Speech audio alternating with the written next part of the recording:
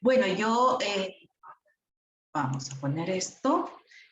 Me había pedido y quiero agradecer al Comité Permanente en Salud Pública, el Círculo de Estudios y Aplicación de Conocimientos de la Universidad de Piura, por esta invitación.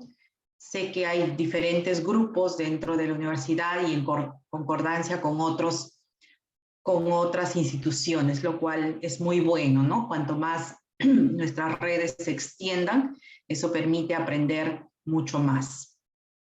Bueno, yo ya como me presentó Atenas, soy ginecobstetra de origen, tengo una especialidad adicional en la parte infanto-juvenil y hace poco también otra especialidad en lo que es endocrinología ginecológica, que es la otra área que a mí me gusta mucho, ¿no? Así que se me ha pedido hablar sobre la salud de la mujer. ¿Cuándo y qué exámenes hacerme? Entonces, cuando yo intentaba poder, no sé, no corre, ahí está,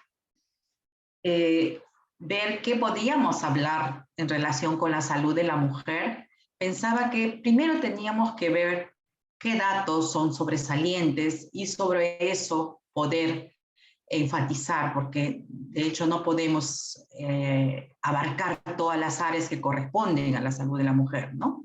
Pero empecemos diciendo de que las mujeres viven más tiempo, tienen una esperanza de vida mayor. Se dice que en la actualidad puede ser hasta de 79 años en el caso del Perú, mucho más que los varones, y por lo mismo también tienen mayor morbilidad y utilizan más los servicios de salud, ¿no? Particularmente los servicios de salud reproductiva. Porque la mujer no muere de los cánceres ginecológicos, como siempre decimos, ¿no? La principal causa de muerte es las enfermedades crónicas no transmisibles, y entre ellas principalmente la enfermedad cardiovascular. Así que vayamos poniendo en ese contexto para poder ver cuáles podemos enfatizar, ¿no?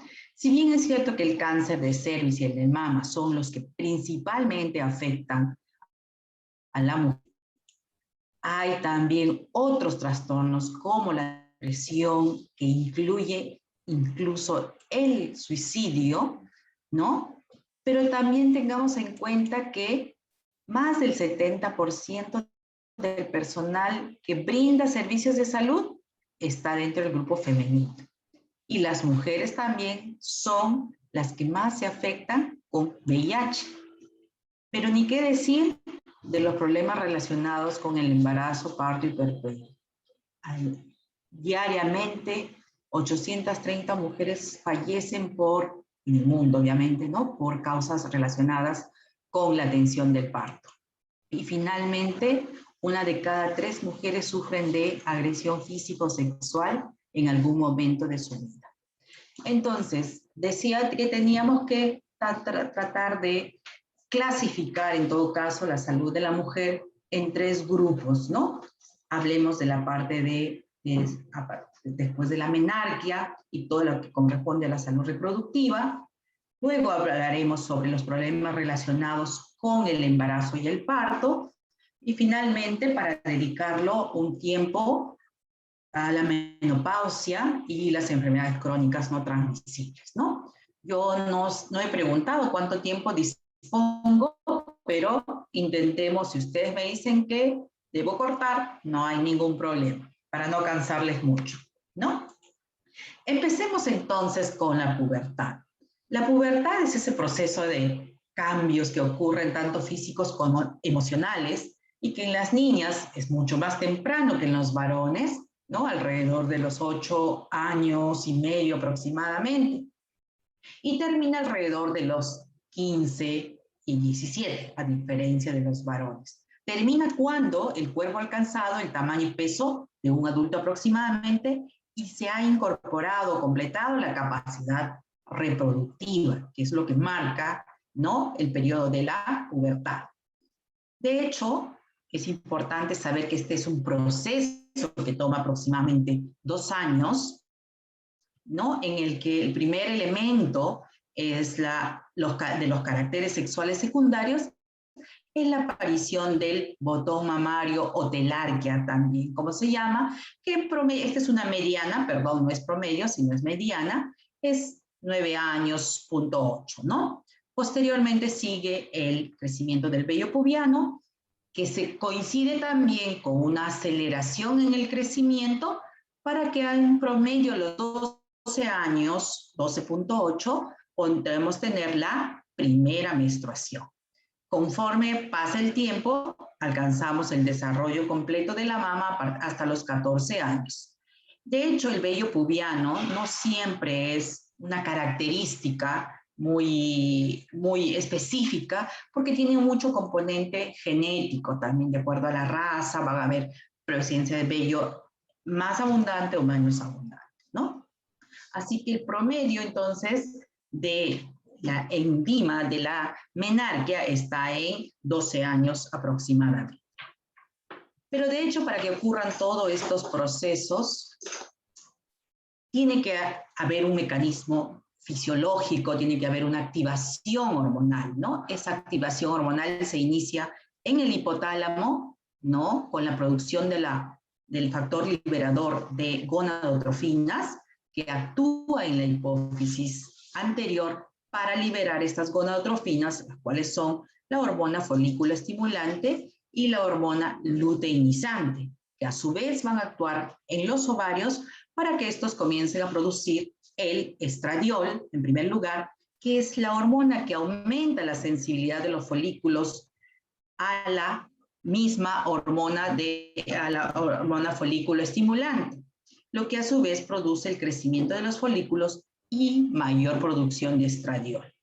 Como este aumento en el estradiol va a ejercer una retroalimentación negativa, le dice a la hipófisis nuevamente, es hora de que haya un pico de LH. Este pico de LH actúa en los ovarios para producir lo que llamamos la ovulación. Entonces, miren ustedes, esta ovulación luego sale, queda el cuerpo lúteo, que es el que produce estradiol y progesterona, y quienes van a actuar nuevamente en una retroalimentación negativa y le van a decir al hipotálamo, ya no produzcas tu hormona estimulante y comienza la disminución de todos estos factores, hasta que caen las hormonas de estradiol y progesterona y nuevamente esto hace que se retroalimente y le diga nuevamente es hora de funcionar al hipotálamo. Y esto ocurre todos los meses instalada ya la pubertad. De hecho, que en los primeros años no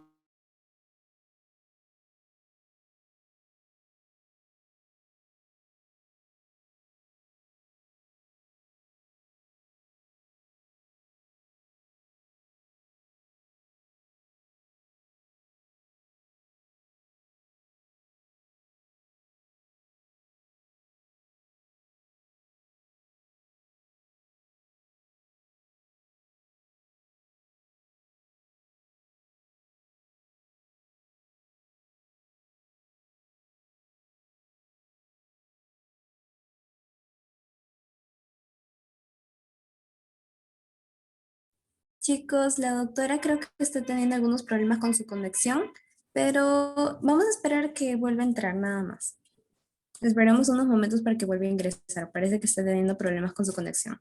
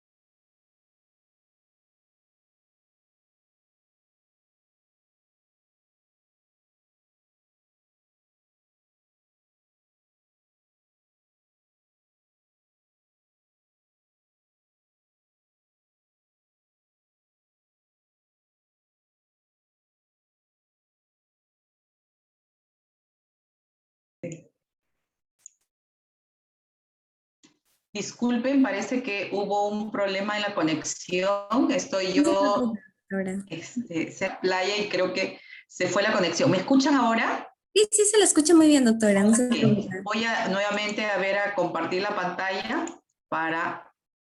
Nos habíamos quedado creo que en este tema. Espero que no haya progresado más. A ver.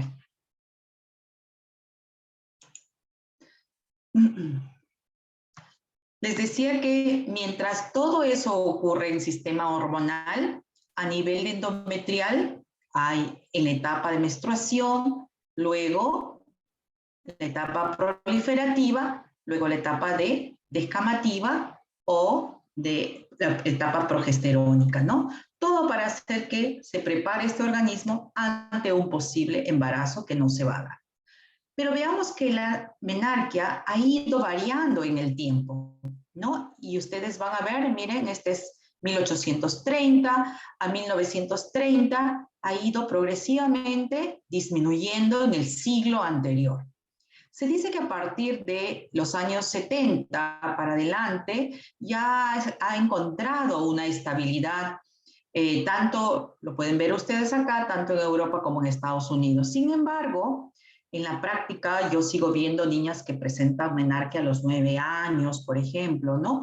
Entonces es importante, la primera recomendación que puedo hacer aquí es que la idea de que vayamos a ginecología recién cuando tenemos la menstruación o recién cuando vamos a tener hijos, eso queda de lado porque los problemas se presentan mucho más antes, ¿no? Y entonces la detección de una pubertad temprana es sumamente importante.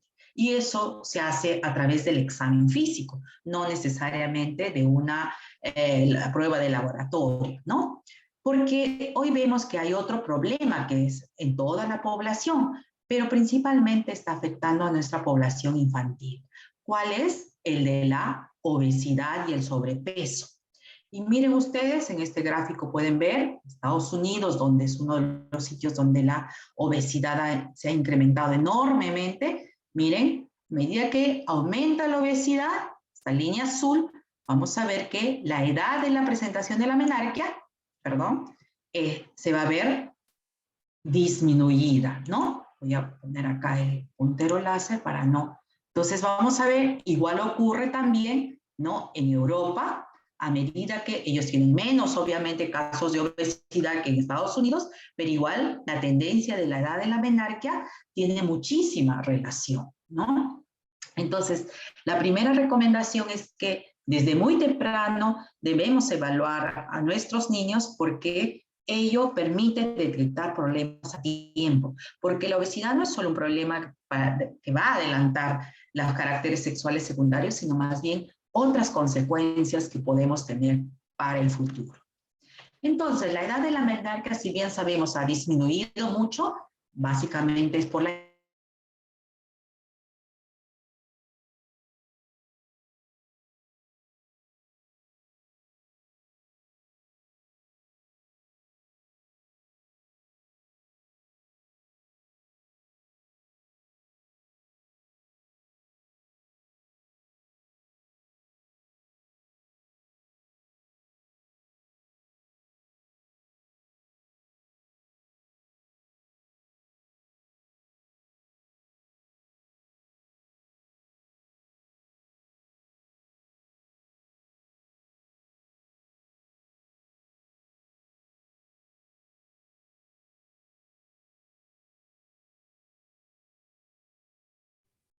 Chicos, la doctora está teniendo bastantes problemas con su conexión, pero nada más hay que esperarla. Ahorita se vuelve a reconectar.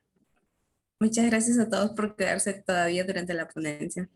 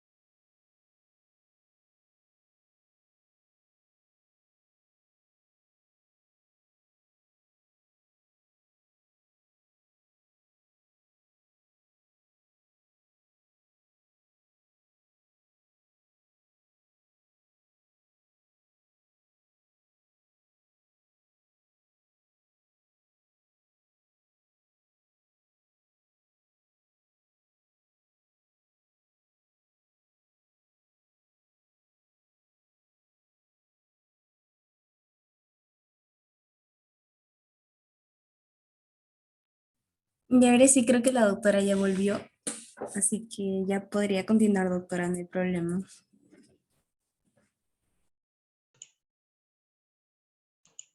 Mil disculpas, parece, yo estoy hacia la zona sur y creo que ese es el tema. Bueno, avancemos entonces. Como les decía, ya no consideramos un peso crítico para la menarquia, sino más bien la cantidad de grasa corporal, y esta debe ser superior al 17% para garantizar que para que se inicien los ciclos menstruales, ¿no? Entonces, también tengamos en cuenta que el patrón de sangrado menstrual a lo largo de la historia ha ido variando. Así como les decía que la menarquia anteriormente era mucho más tardía, por ejemplo, hace un siglo atrás se iniciaba alrededor de los 17 años, hoy en cambio se inicia alrededor de los 12, ¿no?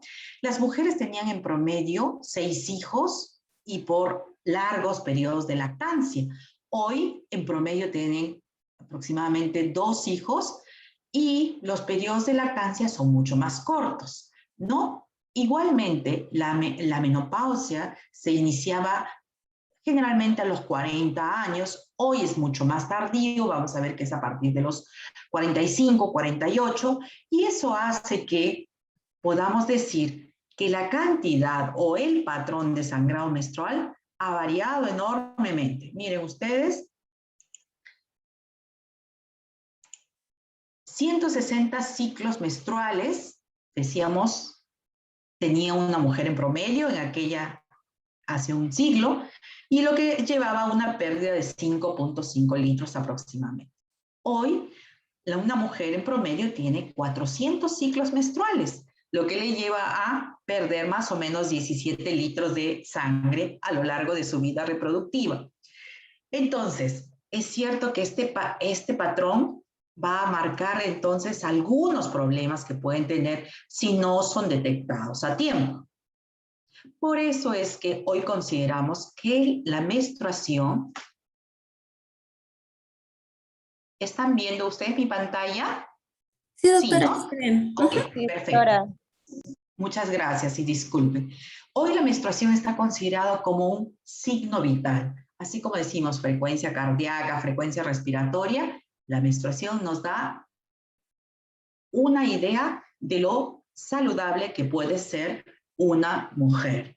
Por lo tanto, ese patrón es importante tenerlo en cuenta, y es importante que ustedes que van a ser médicos pregunten también cuándo fue no solamente su última regla, cómo es ese patrón, si hay o no hay dolor, cuánto le dura el sangrado, porque solo así van a poder ustedes ver que detrás de ese problema puede haber un trastorno endocrinológico, un trastorno de estrés que puede estar condicionando alteración en el ciclo menstrual. ¿Y qué decir en la duración de esa menstruación? La primera causa de anemia en la mujer en estado reproductivo y sobre todo en adolescentes es el sangrado menstrual abundante.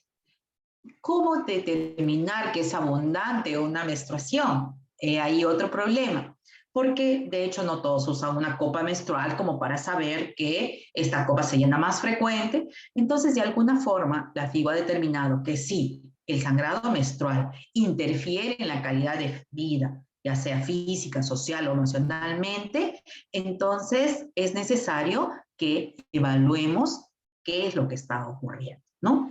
Porque la anemia, que producto del sangrado menstrual abundante, es un proceso crónico, es un proceso que no se siente inmediatamente.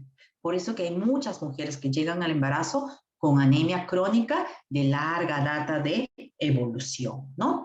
Entonces es importante también tenerlo en cuenta. Pero no solo el sangrado abundante, si hay dolor con la menstruación, es necesario no subvalorarlo.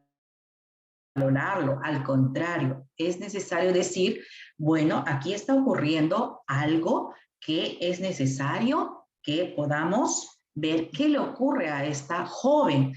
Recuerden ustedes que una de las principales causas de dolor con la menstruación es lo que hoy llamamos la endometriosis. La endometriosis es una enfermedad recién diagnosticada cuando ya hay problemas de infertilidad, ¿no?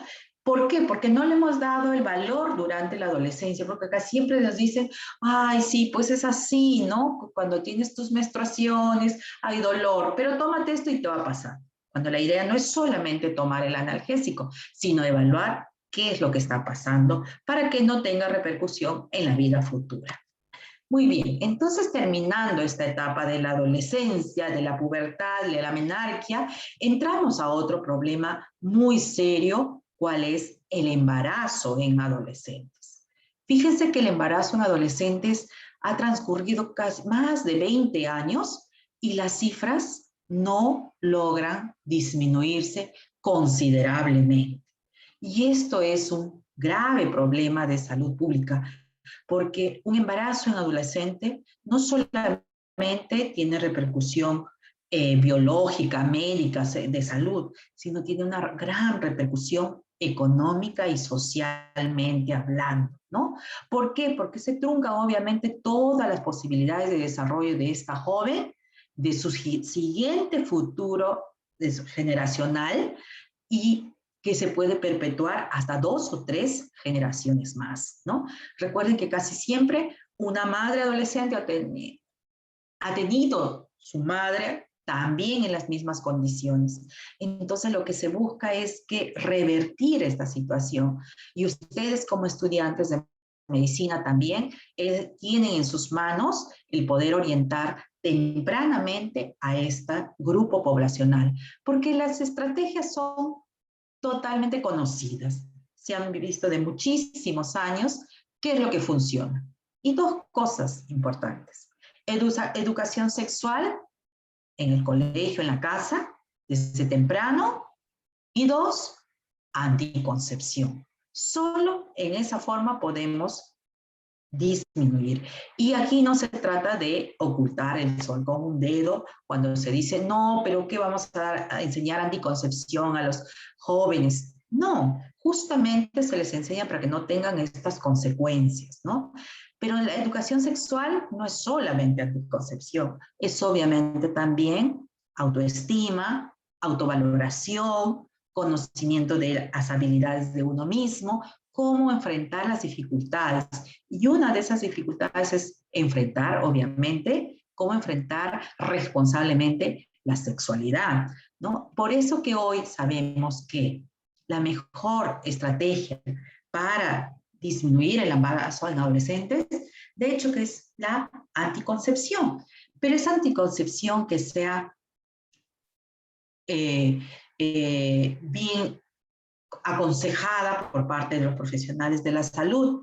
Y hoy hemos encontrado, no voy a entrar al terreno de la anticoncepción, pero es importante decirles que hay una anticoncepción a corto plazo y hay una de larga duración, conocido también como los métodos LARC. ¿Qué significa eso? Que tienen una duración de por lo menos más de un año. Es decir, el administrarlo a una persona va a estar segura con un método anticonceptivo de mayor duración. Y así tenemos los dispositivos intrauterinos, que pueden ser hasta para 10 años, que se pueden utilizar en jóvenes, que se puede utilizar incluso en aquellas que no han tenido hijos y que va a ejercer su acción muy regularmente y sobre todo va a darle posibilidad de que no tenga un embarazo no intencionado. Del mismo modo, también hoy tenemos los implantes subdérmicos, es decir, estas barras de Silastics que contienen en su interior una hormona derivada de la progesterona, como es en este caso el etonogestrel, y que se coloca debajo de la piel para que se libere esta hormona durante 3 a 4 años aproximadamente, ¿no?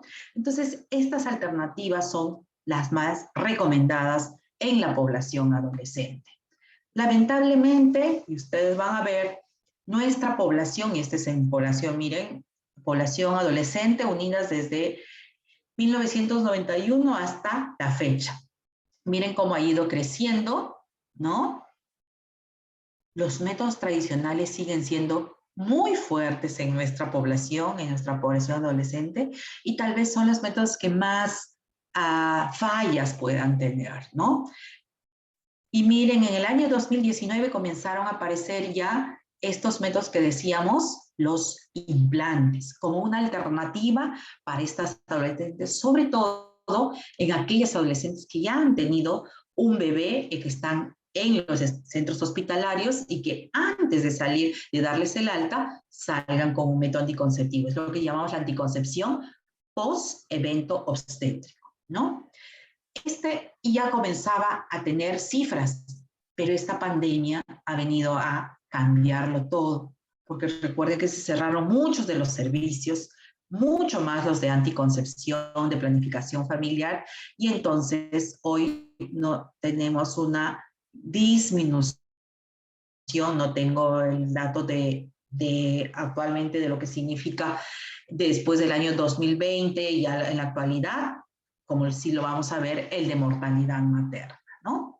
Entonces, sigamos trabajando para que todos tengan acceso a servicios de anticoncepción y de planificación familiar.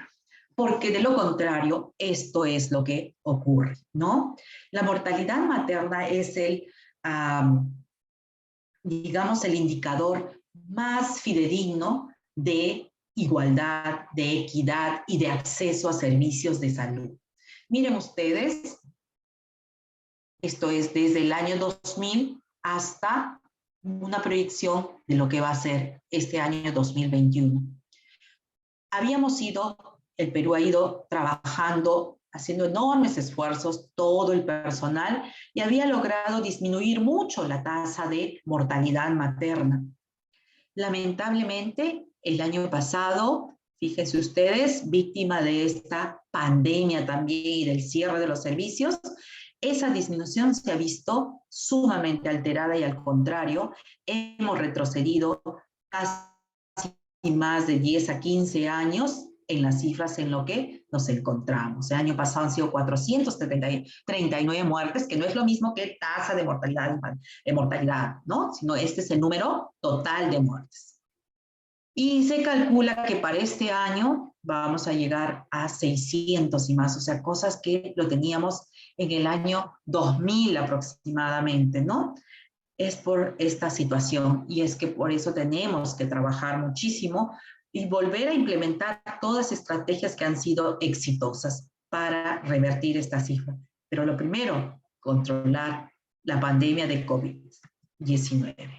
Porque la mortalidad materna en el 90% se puede prevenir.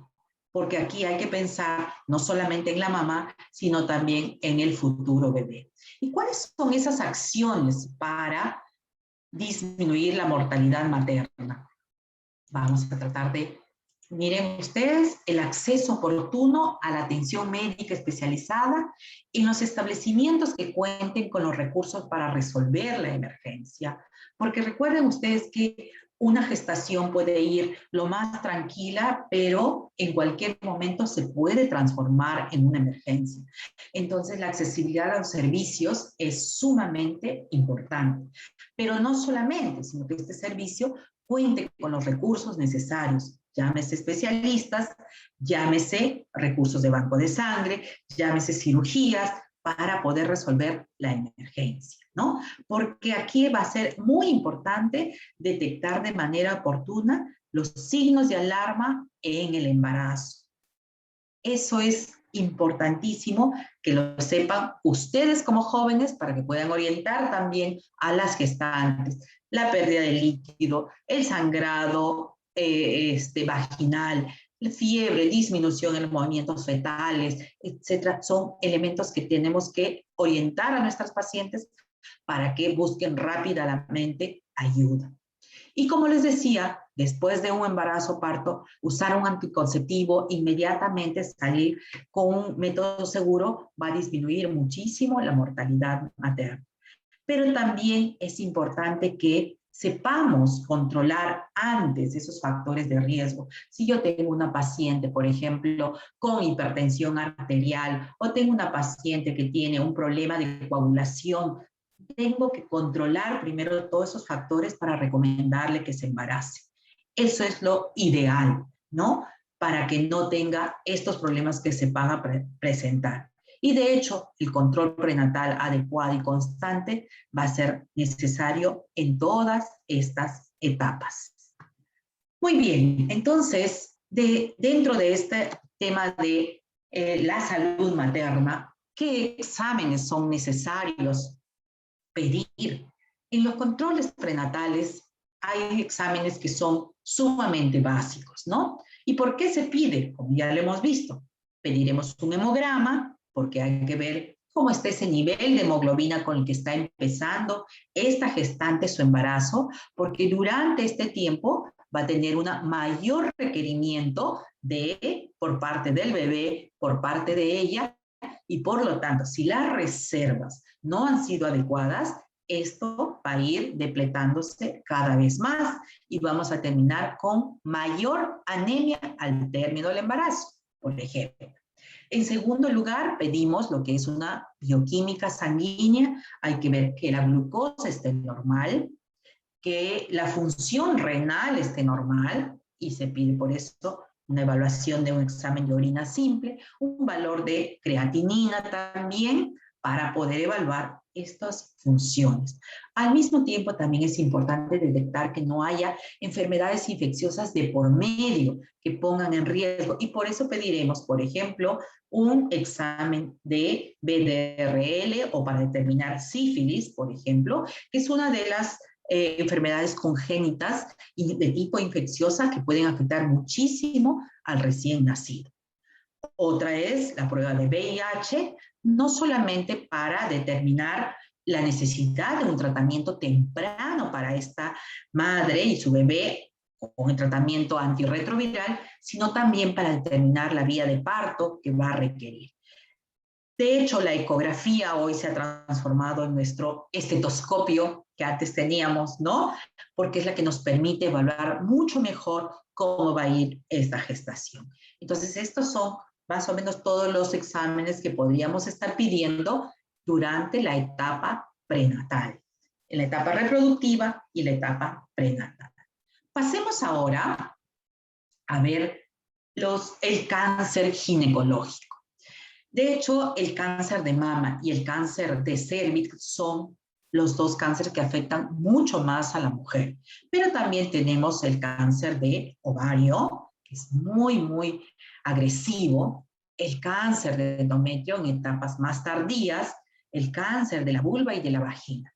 No voy a detenerme en esto, porque esto es más la sintomatología que se tiene que presentar, sino que vamos a ver más bien los dos tipos de cáncer más frecuentes y cómo podemos prevenirlo, porque lo que se trata aquí es de que ustedes vayan también, lleven la idea de cómo prevenir, porque es cierto que cuanto más temprano se detecten estos problemas, probablemente tengan posibilidad de curación, como lo vamos a ver.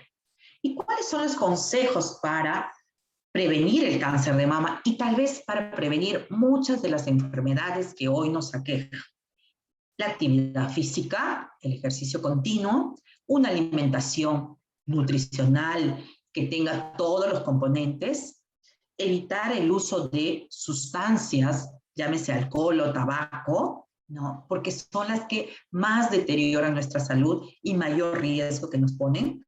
Pero también hay que tener cuidado si tenemos sobrepeso, obesidad, si tenemos ya más de 40 años, si llevas una vida sedentaria, si ha habido antecedentes familiares o historia de cáncer, ¿no? En la línea directa, también tenerlo en cuenta. Si tuviste cáncer de mama previamente, con mayor razón. Si has usado hormonas sin el control médico, con mayor razón. Y si no tuviste hijos hasta los 30 años, perdón, o los tuviste después de los 30 años, también es otro factor de riesgo a tenerlo en cuenta. Y esto es importante porque el examen que se requiere para hacer diagnóstico de cáncer o de sospecha de cáncer de mama está relacionado con lo que es la mamografía. La mamografía, miren, me gusta esta imagen porque es muy clara. Dice, casi siempre orientamos a nuestras pacientes hasta una exploración mamaria, le decimos, ¿no?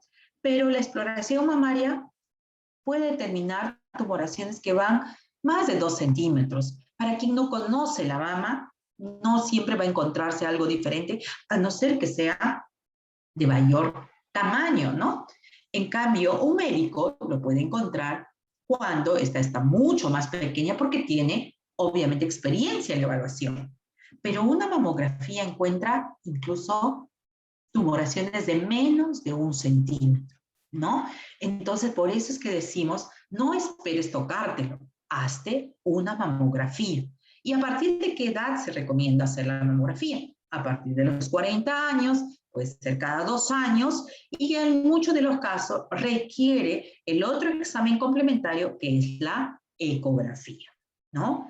Lamentablemente, hay siempre ha habido mucha dejadez de las mujeres también para hacerse una mamografía por el hecho de experimentar dolor, dicen, a la hora de realizarse la mamografía, ¿no? Cosa que no es así porque es un procedimiento bastante rápido, bastante sencillo, que no requiere más que una cierta presión para poder evaluar la zona mamaria, ¿no? Así que esta es una recomendación también de que a partir de los 40 años empecemos a buscar aquello que afecta a las mujeres. En el Perú, el primer cáncer ginecológico es el de mama, que ha superado al del cáncer de cuello uterino, porque justamente no hay en todos los lugares, lamentablemente, poder realizarte una mamografía, aunque ya ahora hay bastantes esfuerzos de las entidades públicas por ofrecer este servicio, ¿no? Si hasta aquí tienen alguna pregunta, no duden en escribírmela o creo que Atenas seguramente se encargará de las preguntas. Sigamos entonces con lo que es el cáncer de cuello uterino, el segundo cáncer que más afecta a las mujeres. Al año se dice que se diagnostican más de 4.600 casos, de los cuales aproximadamente 1.715 mujeres mueren al año, es decir, 4 de cada 10, pero básicamente porque su diagnóstico ha sido muy tardío.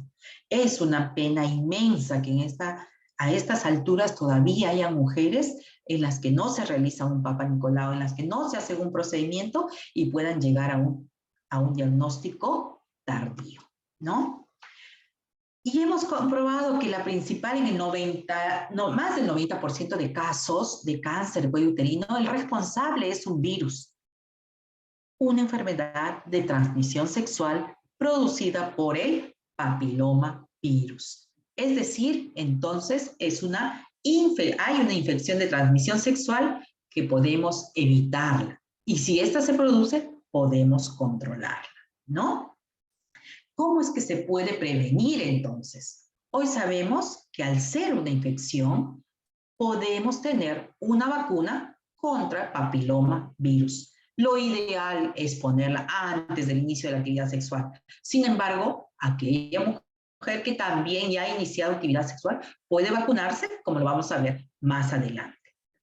El otro elemento que ayuda a prevenir no solamente infección por papilomavirus, sino otras infecciones de transmisión sexual, es el uso del condón o preservativo. Y finalmente, las evaluaciones médicas periódicas. Solo así podemos determinar. Y es decir, siempre que tengamos el conocimiento, como lo están haciendo ustedes. Si no saben qué, si no tienen conocimiento de algo, difícil que lo puedan buscar o diagnosticar, ¿no? Porque el virus del papiloma humano produce no solamente cáncer de cuello uterino, también afecta la orofaringe produciendo papilomas laringios, también afecta el pene pudiendo producir verrugas, ¿no? Pudiendo producir cáncer. En la vagina, las famosas verrugas igual en vulva y ano, hasta también cáncer en estas zonas. Por eso es que hoy se recomienda la vacuna contra el papilomavirus, porque es la forma más eficaz de prevenir.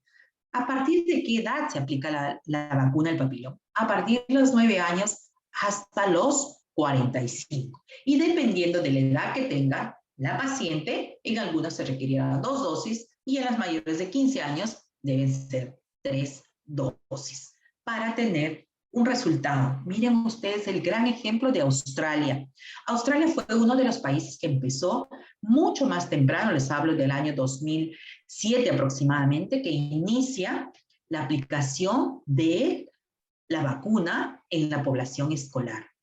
Hoy Australia ya no tiene verrugas genitales, por ejemplo. Y para el 2030 ellos tienen planificado la erradicación del cáncer de cuello uterino.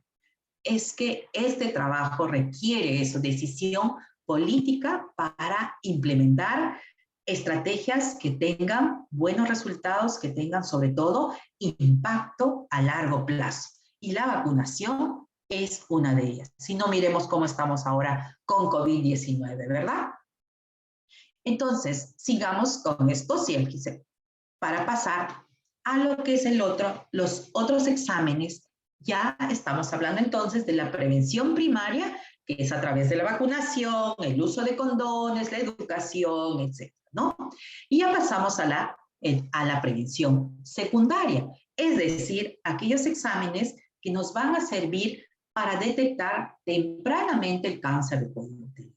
¿Cuáles son? Ahí tenemos en primer lugar el Papa Nicolau, o mejor llamado citología cérvico-vaginal. Esta es una prueba que permite obtener un frotis del cuello uterino.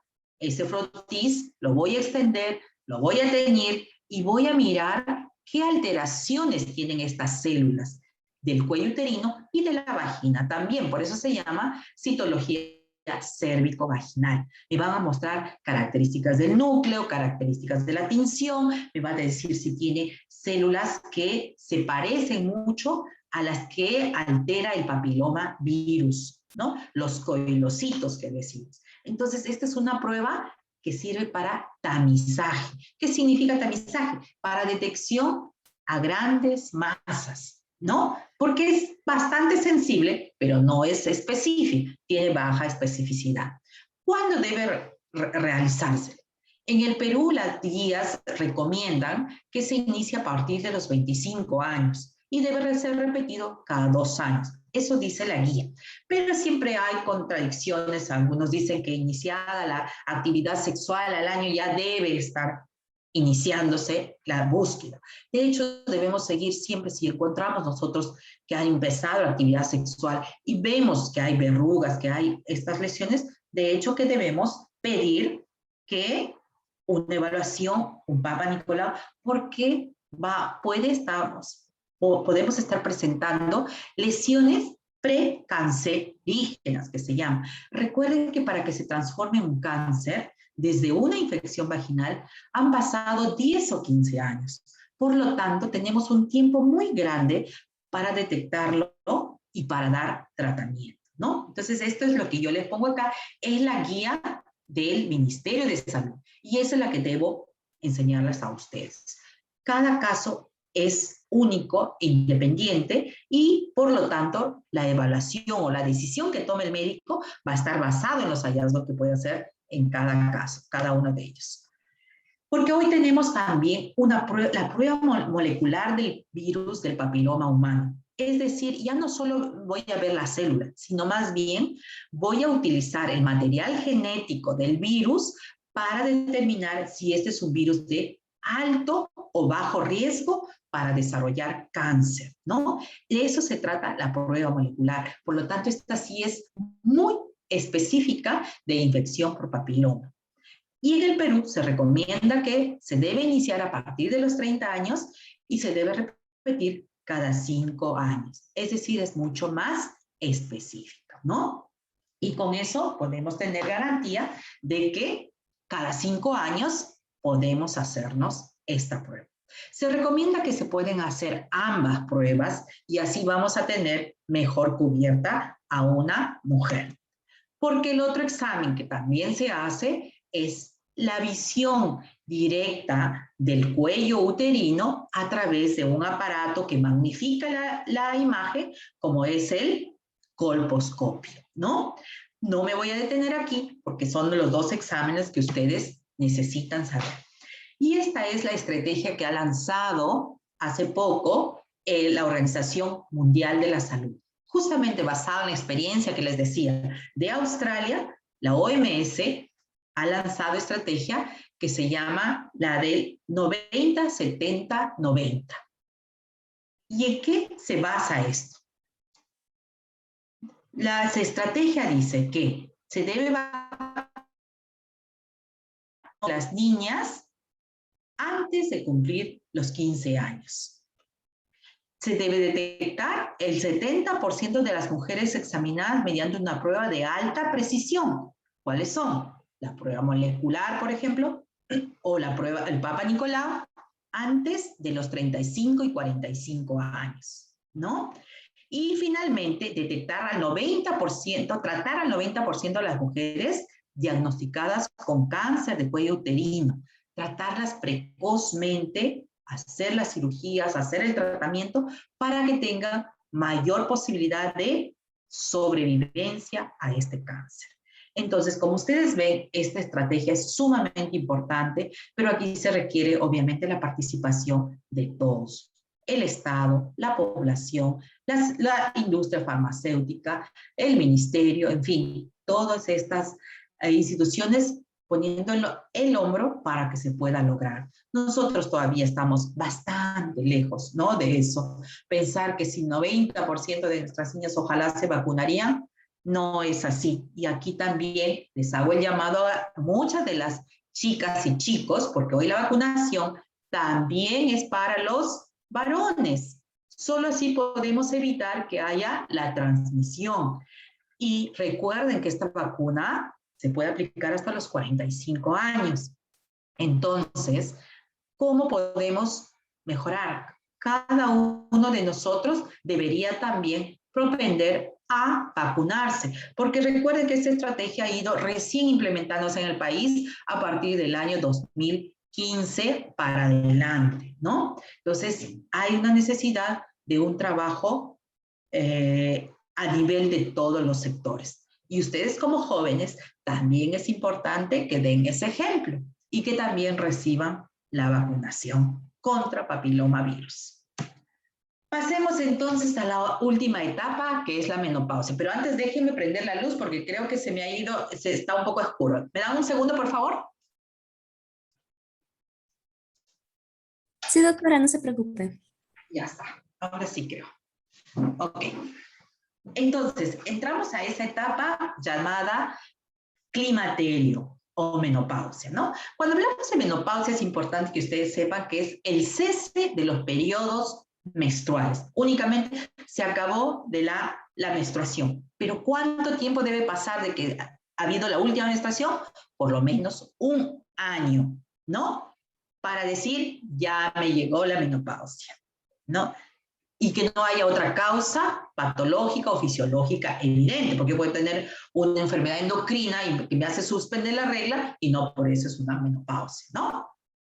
Entonces, a diferencia, miren ustedes en este cuadrito, ¿no? Climaterio es toda la etapa en que comienzan desde esos cambios fisiológicos muy sutiles hasta que pasa un año después para hablar de menopausia y climaterio. Entonces comienza desde los síntomas, incluye el último sangrado menstrual, hasta un año después de la menopausia. Hasta ahí estamos hablando entonces de climaterio, ¿no? ¿Y qué ocurre en el climaterio? En promedio se dice que se presenta a los 50 años, hay un agotamiento folicular, ¿no? Es decir, los folículos dejan de producir sus estrógenos ante el estímulo de FSH y LH que habíamos hablado al inicio, ¿no? Claro que yo les he hecho muy rápidamente una vista muy panorámica, pero es importante que sepan que cuando nacemos tenemos una gran cantidad de folículos, los cuales comienzan a activarse durante la pubertad y cada ciclo menstrual se va perdiendo. Y en la menopausia llegamos a una cantidad mínima que hace que nuestro estado sea de hipoestrogenemia. y altas concentraciones de FSH. Permítanme. Entonces, si la menopausia se presenta antes de los 40 años, estamos hablando de insuficiencia ovárica primaria, ¿no? Y hay que considerar entonces qué otras causas podrían haber. En la gran mayoría simplemente es el cese de la función ovulatoria, como lo vamos a ver aquí más adelante. Este es un grupo de congéneres míos, amigas mías, que me permitieron subir esta foto para decir que las mujeres en el Perú tienen, como decíamos, tenían una esperanza de vida entre 76 a 79 años, ¿no? El promedio en el Perú de la presentación de la menopausia es a los 48 años. Hoy la gran mayoría de mujeres conoce sobre menopausia, sabe, solo encontramos en una encuesta que menos del 4% la desconocía, ¿no? Pero miren lo que ocurre cuando el síntoma principal es el bochorno, como todos saben. Y nos dicen que el 70% conoce de estos síntomas, sufre de estos síntomas, ¿no? Pero solo al 14% se le hace el diagnóstico. Y cuando se les indica a las mujeres que deben recibir tratamiento hormonal, el 67% deja de pensar en eso, ¿no? Como lo vamos a ver más adelante. Miren, esta es la situación de mayores de 60 años. Y es lo que no queremos revertirlo, ¿no? Principal causa de muerte, y acá no sé si se deja ver, accidente cerebrovascular, enfermedad pulmonar obstructiva, cirrosis hepática, cáncer de estómago, cardiopatías isquémicas hipertensivas, lo que decíamos, ¿no? Y hay mucha discapacidad, como enfermedad de Alzheimer, anomalías de la visión, de la agudeza visual, de la agudeza auditiva, trastornos depresivos, los problemas de cáncer, diabetes, todo eso. Y miren ustedes, en el Perú, mayor número de personas adultas mayores son mujeres. Por lo tanto, los servicios tienen que estar preparados para brindar la atención, porque cada vez vamos a vivir más. Pero si no hay estas posibilidades, de hecho, la calidad de vida no va a ser la que requerimos, ¿no? Entonces, en esta etapa del climaterio decíamos, ¿qué es lo que se caracteriza? De haber baja cantidad de, esto es representado aquí, de estrógeno. Y eso tiene sus consecuencias. A corto plazo, vamos a encontrar los famosos síntomas vasomotores, como son los bochornos, los sofocos, las sudoraciones nocturnas, las alteraciones menstruales, las alteraciones en el estado de ánimo, por ejemplo. A mediano plazo vamos a encontrar el famoso síndrome urogenital, como lo vamos a ver más adelante, y a largo plazo las enfermedades cardiovasculares, el infarto y otro problema que es la osteoporosis, ¿no?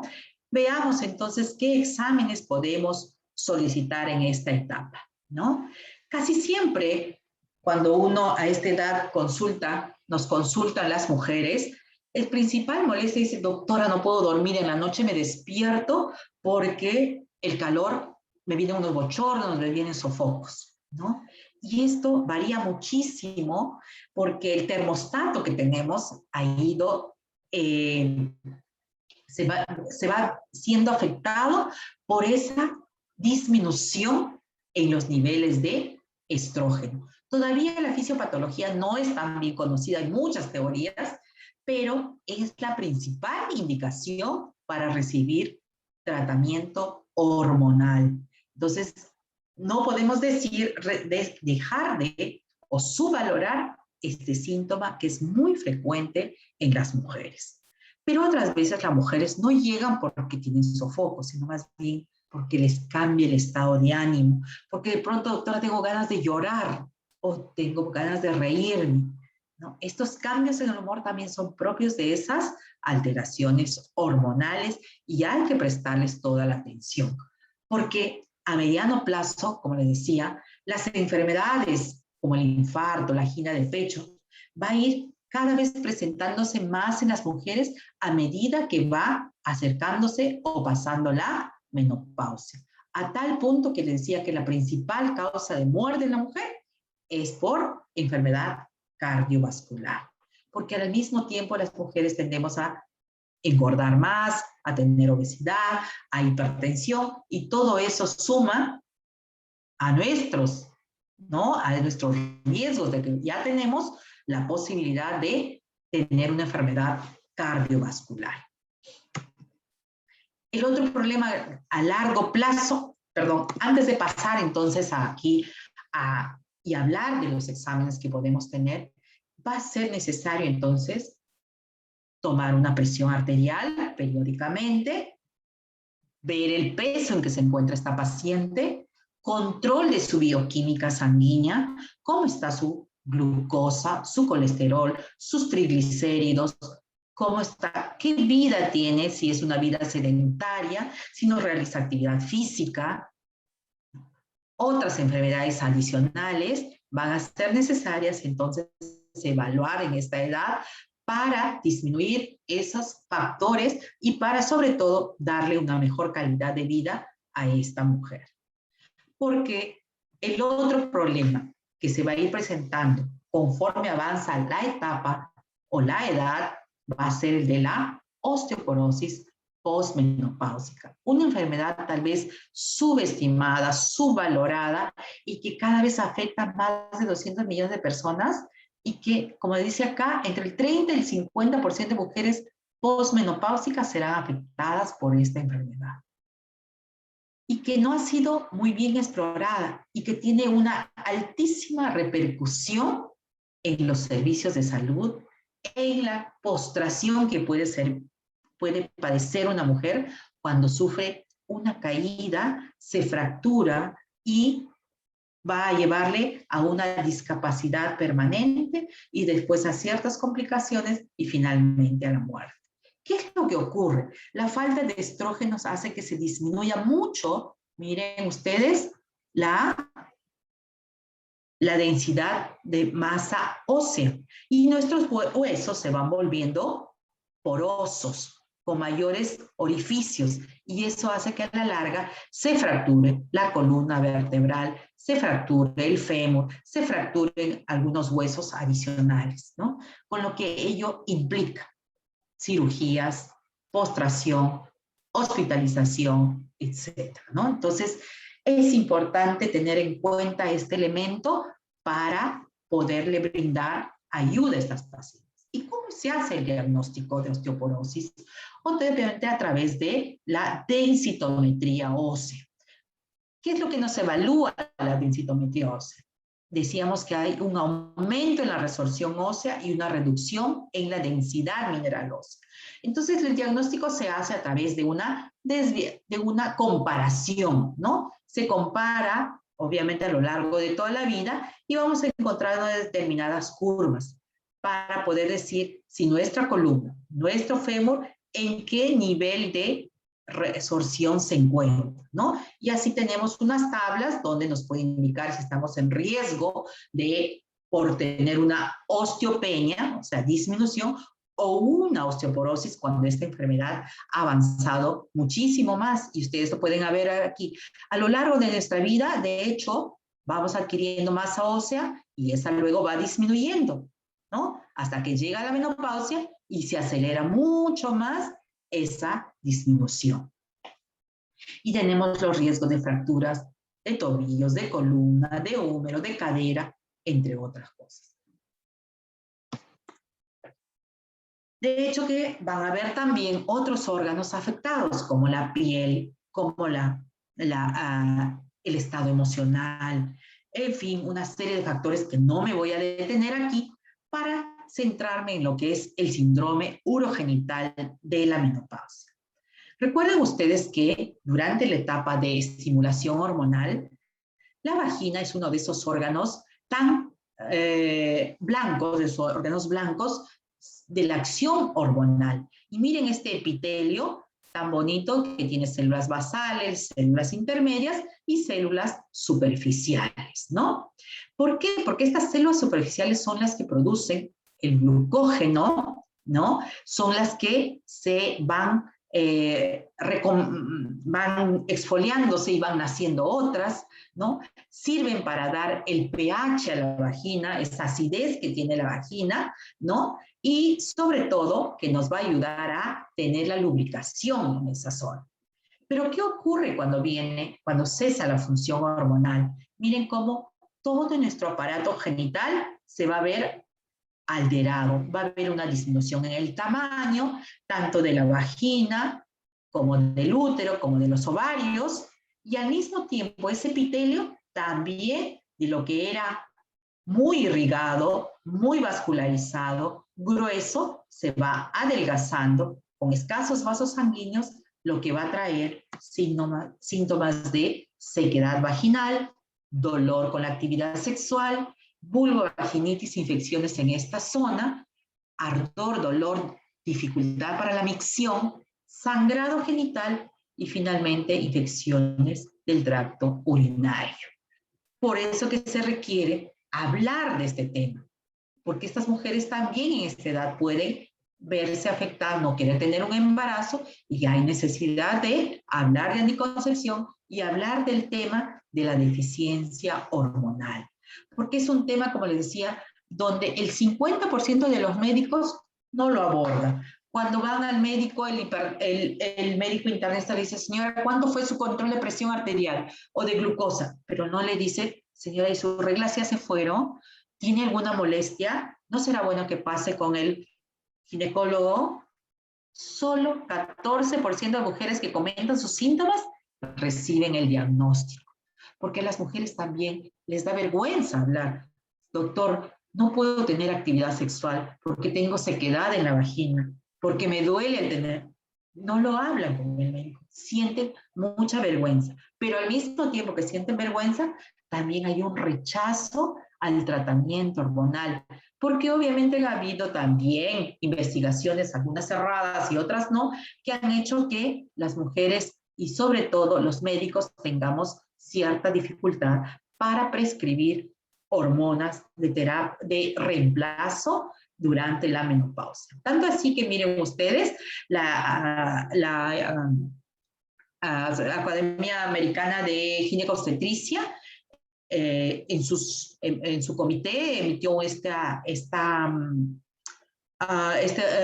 hizo este pronunciamiento, incluso para el uso de estrógenos vaginales o locales en mujeres que habían tenido historia de cáncer de mama, porque estas mujeres son las que padecen también mucha sequedad, muchas complicaciones en la vagina, y que sí se puede utilizar ciertos medicamentos para brindarles esa comodidad. Entonces, finalmente, es importante que el tratamiento de la menopausia sea individualizado, se dé algunas pautas que ya habíamos dicho para todas las otras enfermedades, como es evitar la obesidad, el sobrepeso, evitar el tabaco, el alcohol, realizar actividad física, compartir con amigos. Viene esta recomendación tan importante en la etapa de la menopausia porque ayuda muchísimo a sobrellevar los síntomas. La evaluación médica periódica nunca está de más para retardar las otras complicaciones. Evitar las caídas, evitar tener mucho cuidado donde pisan los zapatos, las alfombras, todo eso van a hacer que se disminuya el riesgo de caídas y por lo tanto de fracturas. El tratamiento hormonal debe ser individualizado, es preferible empezarlo apenas o en los primeros años en la ausencia de menstruación, mejor si es antes de los 60 años o mejor si es antes de los 10 años de iniciada la menopausia, siempre en dosis bajas, bajo control estricto del médico, ¿no? Entonces, para terminar y haciendo un resumen de esta charla, de lo que ustedes me han pedido, y espero no haberles cansado mucho, diríamos que en la etapa de la menarquia, de la adolescencia, hay algunas evaluaciones que son necesarias. Primera cosa, la evaluación médica. Si no se evalúa, no se pueden indicar exámenes, a ver qué el laboratorio nos diga. Pero nos puede ayudar pedir un hemograma, una hemoglobina, una bioquímica sanguínea, dependiendo de lo que podamos encontrar en esta joven. Si hablamos de la salud materna, será necesario cumplir con los exámenes de control prenatal, con los tamizajes para cáncer ginecológico, entre las otras.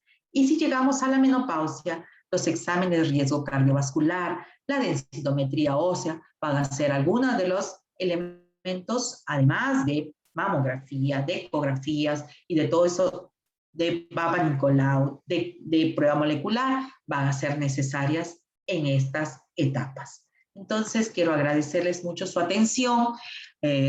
Si gusta, pueden visitar mi página también, donde pueden encontrar mucha información al respecto. Les agradezco mucho y si hay preguntas, estamos para responderlas. Así que voy a dejar de compartir la pantalla para que podamos conversar al respecto. Y voy a abrirla. Sí, doctora, muy buenas noches. Ha sido una excelente ponencia, así que para todos los asistentes, si tienen alguna pregunta, pueden levantar la mano para que puedan encender su micrófono o pueden escribirla por el chat. Voy a aprovechar para tomar algo de líquido. Mientras tanto, si ustedes no tienen ninguna pregunta, ¿sabe? Es importante más bien de que pueda decirles de que es importante que ustedes como jóvenes que están también recién empezando. Aquí tengo creo que una pregunta. ¿Por qué razón ha aumentado el sangrado de las mujeres al paso de las décadas? Dice, ¿no? Aquí tengo una pregunta. Es interesante, como les ponía yo, cómo se ha ido transformando este patrón menstrual. Y les decía las razones, ¿no? La principal razón es que se ha adelantado la pubertad, ¿no? Ya veíamos la menarquia, es mucho más temprana. 2, las mujeres tienen menos hijos. Recuerden que después de una gestación hay un periodo de amenorrea por lactancia y entonces hay menos periodos menstruales, ¿no? Por otro lado, hay más tiempo que las mujeres usan métodos anticonceptivos también. Eso también es otro elemento. Y hay poco uso también de métodos anticonceptivos que disminuyan el sangrado. Y sabemos aquí que hay, por ejemplo, situaciones en las que se puede anular la menstruación y no hay ningún inconveniente con respecto a eso. Así que podemos también decir que el hecho de que la menopausia también se haya postergado, o sea, sea más tardío, ha hecho que la vida reproductiva de una mujer se haya ampliado y por lo tanto los ciclos menstruales también hayan aumentado en relación con ese tiempo, ¿no? Esa sería la pregunta que le podría contestar a Michelle. Sí, doctora, me han enviado otra pregunta por interno y me dicen, ¿en las adolescentes influye en alguna parte de su desarrollo la aparición del ovario poliquístico a los 15 años? Muy buena pregunta. Como les decía, la necesidad de la evaluación del o la ginecóloga en la etapa de la adolescencia es muy importante. Todos ustedes habrán pasado cuando empezaba la regla, la presencia de acné, la presencia de cierta vellosidad que ha aumentado, pero no podemos decir que eso sea un síndrome de ovario poliquístico, ¿no? Recuerden que para el síndrome de ovario poliquístico hay necesidad de tener 2 de 3 criterios, ¿no? El primer criterio es la anovulación crónica que decimos, es decir, los trastornos menstruales donde se evidencia que no hay ovulación. En las adolescentes pueden transcurrir a veces hasta 2 años o un poco más que normalmente no hay ovulación. Por lo tanto, sus periodos menstruales incluso van a pasar más de los 35 a 40 días, ¿no? Entonces, el primer criterio todavía no se aplica en adolescentes.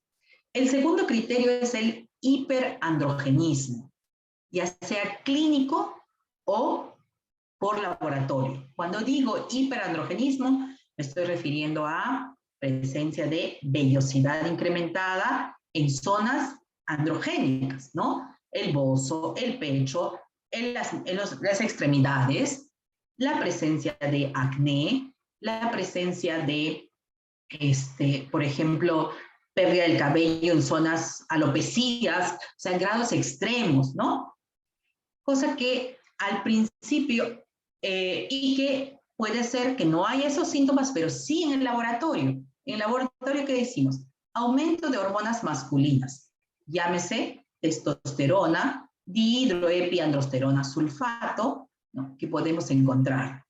Y adicionalmente, el síndrome de ovario poliquístico que encontramos puede también estar asociado a lo que es resistencia a la insulina. Y vamos a encontrar entonces los valores de insulina o el test de tolerancia a la insulina o la glucosa alterados, ¿no? Porque tiene muchísima relación ambas cosas. Y finalmente, el otro criterio, les decía 3, ¿no? Es el ecográfico. El hallar ovarios de volumen incrementado, más de 10 centímetros cúbicos, o el encontrar folículos o al encontrar pequeños quistes que miden más de 6 milímetros en número de más de 10, algunos dicen hasta 20, porque puede decirse que se llama ovario, que ecográficamente son ovarios poliquísticos, ¿no? ¿Por qué? Porque recuerden también que mucho el diagnóstico ecográfico va a depender de 2 condiciones: de la máquina que uno utilice. O sea, un ecógrafo antiguo probablemente no me va a dar esas imágenes tan fidedignas que puedo tener con un última generación. Y otro es la experiencia de quien toma la ecografía. Es muy importante.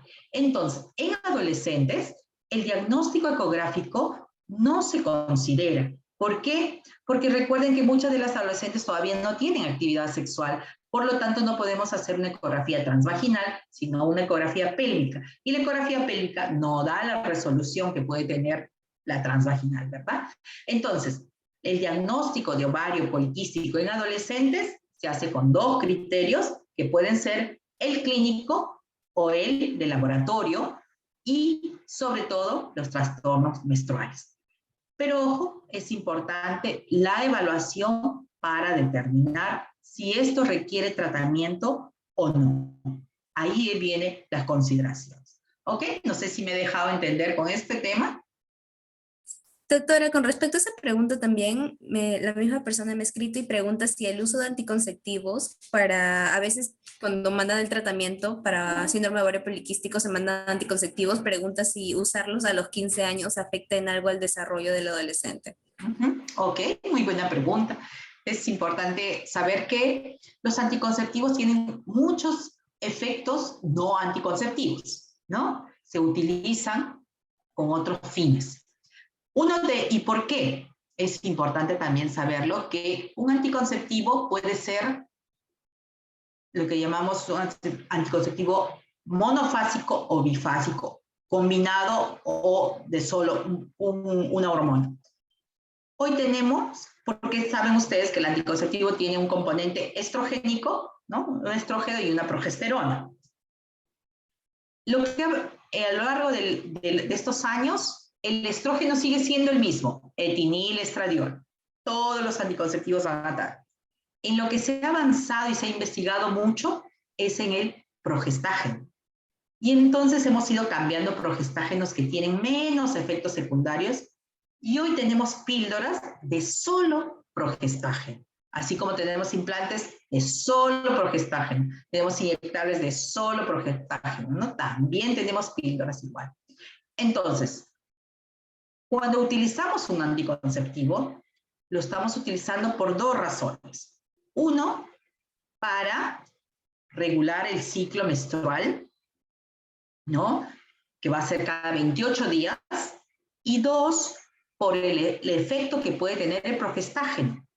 El progestágeno puede ser un antiandrogénico, es decir, va a neutralizar los efectos androgénicos. Es decir, vamos a utilizar, si hay presencia de acné, para disminuir. Si hay vellosidad incrementada, para disminuir. Entonces, va a depender mucho del diagnóstico que se haga en esta joven, si requiere o no el tratamiento. Puedo dar tratamiento desde los 12, 13 años, no hay ninguna contraindicación ni va a afectar el crecimiento, siempre y cuando lo requiere esa paciente, siempre y cuando hagamos un seguimiento. El médico tiene que seguir. No es solamente que te produzca la menstruación, no. Hay que buscar cuál es el mejor, cuál puede tener menos efectos secundarios también. Así que no es nada más si es que lo requiere, ¿ya? Ok.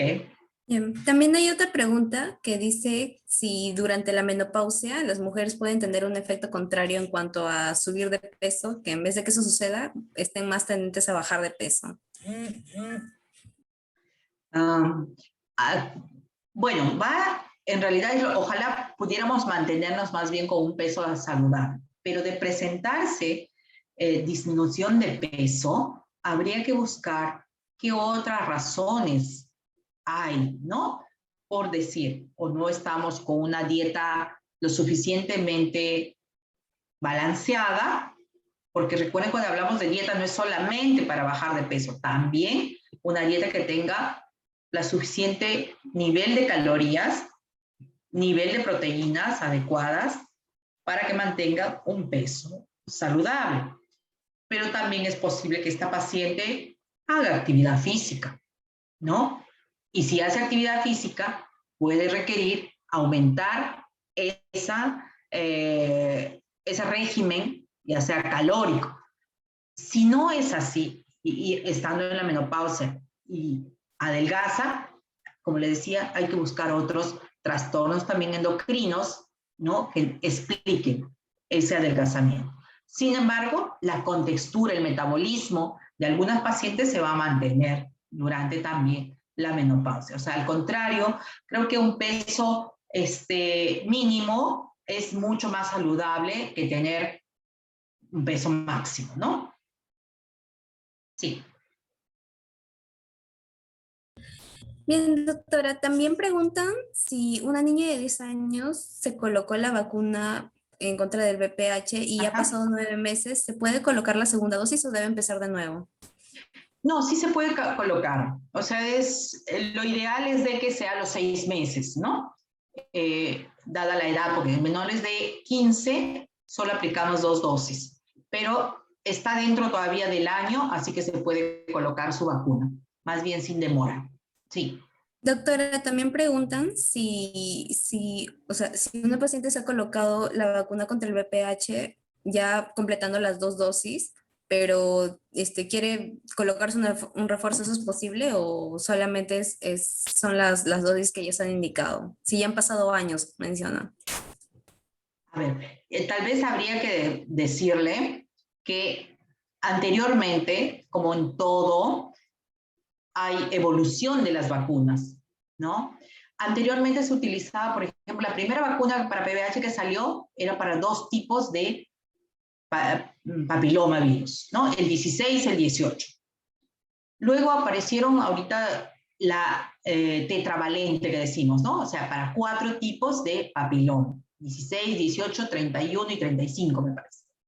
Hoy tenemos para 9 tipos, ¿no? O sea, conforme se va viendo y se va, que todo es estadística, recuerden ustedes, ¿no? Cuando las mujeres tienen cáncer, se hace la biopsia, o sea, se hace estudio, la prueba molecular y vamos a encontrar cuáles son los más frecuentes, cuáles son los tipos. De hecho, el 16, 18 casi son los que más abundan.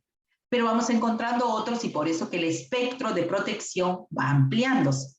Hoy tenemos la nona valente, que se llama así, ¿no? Gardasil 9, no importa el nombre, y que tiene una mejor cobertura para varios tipos. Entonces, si una joven recibió, por ejemplo, a los 10 años, en el año, vamos a poner en 2015, hoy estamos 2020, y quiere ponerse la Gardasil 9, se la puede poner y su esquema completo que tendría que recibir, de 3 dosis, ¿no? Así es. Bien, creo que ya no hay más preguntas. Bueno, de parte como mencioné, esta actividad ha sido realizada por 2 asociaciones, una peruana y otra ecuatoriana. Aquí está María Violeta también, de AMT Ecuador. Qué Y bueno, gusto. de parte de SEAC aquí en Perú y de AMT Ecuador, queremos agradecerle que haya dado esta bonita ponencia que bueno, ha sido bastante importante para todos, ¿no? Para poder informarnos acerca de ese tema que es tan importante. Bueno, a pesar de todos los inconvenientes que hubieron, de verdad agradecemos mucho que haya estado presente, doctora. No sé si Violeta quiere decir algo más. Sí, perdone, doctora, que no puede estar en toda la ponencia, estaba viajando. E igualmente le agradecemos bastante. Lo poco que pude ver la primera media hora me pareció bastante bonito como usted explica. Y le agradecemos de verdad muchísimo que nos haya ayudado con la ponencia. Creo que todos los participantes han aprendido muchísimo, eso espero. Y eso esperamos igualmente contar con usted para futuros proyectos. E igualmente aquí, muchas gracias por haber participado con nosotros. Entonces eso, muchas gracias, doctora. Bueno, yo les agradezco mucho, como siempre, primero pidiéndoles disculpas por los cambios en la fecha y luego hoy día con el tema de también, así como ustedes tuvieron problemas con el sistema, no sé por qué motivo, dos veces se cortó. Ya después, felizmente, hemos seguido bien, así que creo que siempre estos gajes de la virtualidad no la podemos eximir.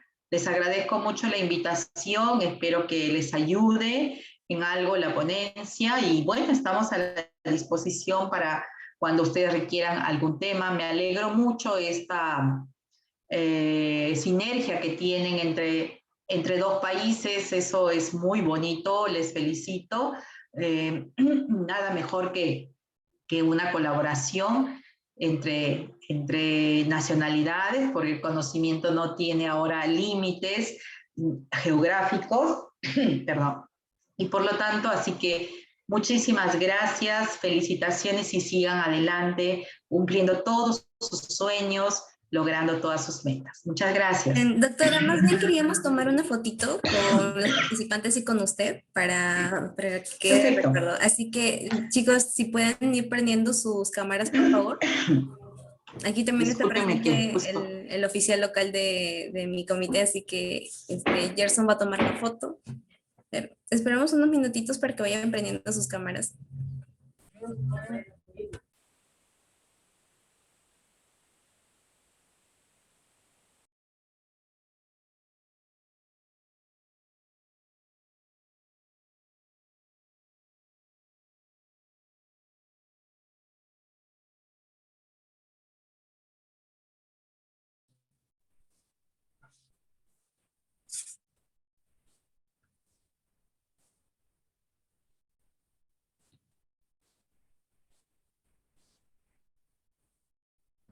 Bien, ya. Creo que ya algunos han prendido sus cámaras. Ya podemos ir tomando la foto. Bueno, Gerson, nos avisas. Bien, a ver. 3, 2, 1. A ver, un momento. Ya. 3, 2, 1. Listo. Ya está ya. Muchas gracias a todos. Bueno, muchísimas gracias y esperamos, como le dije a la doctora, contar con su participación en otra oportunidad. Su micrófono está apagado, doctora, no la escuchamos. Muy bien, entonces no me queda más que despedirme. Buenas noches. Muy buenas noches, muchas gracias, doctora. Gracias. Bien, chicos, a todos los demás participantes, en unos momentos ya les voy a empezar a enviar el post-test.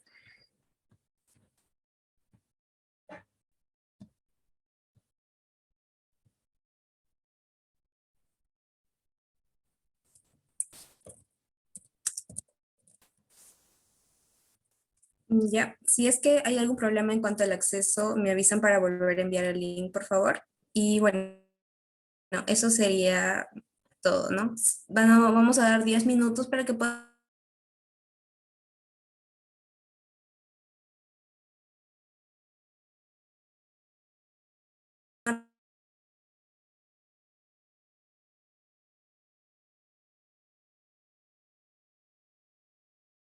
resolver el post-test. Y eso.